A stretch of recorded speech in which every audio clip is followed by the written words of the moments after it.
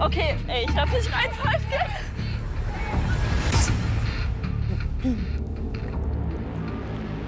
Was hast du gesehen?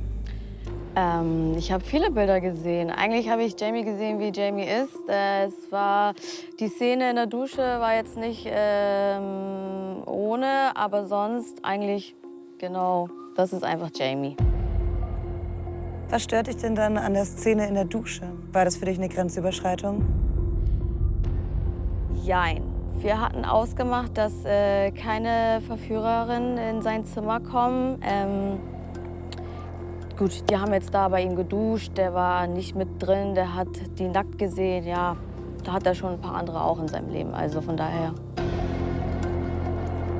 Vertraust du ihm denn zu 100%? Ich vertraue dem Jamie schon zu 100%. Der spielt, wie er selber sagt, immer mit offenen Karten, der ist immer ehrlich, der würde mir das schon sagen, wenn er was machen würde.